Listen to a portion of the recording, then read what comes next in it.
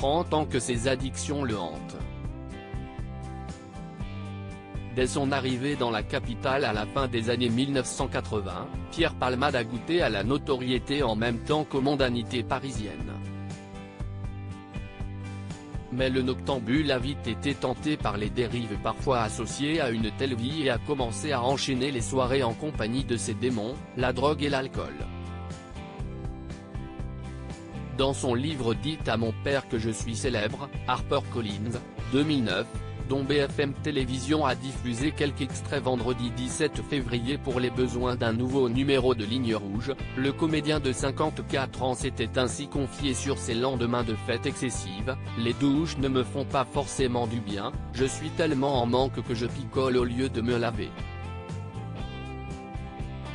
La nuit parisienne était accueillante pour les homos, et là je me suis éclaté, mais trop. J'ai découvert l'alcool et la drogue qui m'ont aidé à ne plus me juger mal », avait ainsi déclaré celui qui a causé un terrible accident de voiture dans la soirée du 10 février dans une interview accordée à I24 il y a quelques années. Une lente descente aux enfers rapportée à nos confrères de BFM Télévision par l'acteur François Rollin, qui a eu l'occasion de voir Pierre Palmade lors des premières soirées où tout a basculé. Il y avait d'abord les dîners, ensuite le petit groupe se resserrait un petit peu parce qu'ils avaient des envies de cocaïne et moi, à ce moment-là, j'allais jouer ailleurs parce que je m'ennuyais avec eux. Supérieur à Pierre Palmade, Muriel Robin, Michel Larocque, Véronique Sanson. Les femmes de sa vieille addiction qui le suivaient sur scène pris dans une spirale infernale, Pierre Palmade a parfois amené ses démons dans sa vie professionnelle.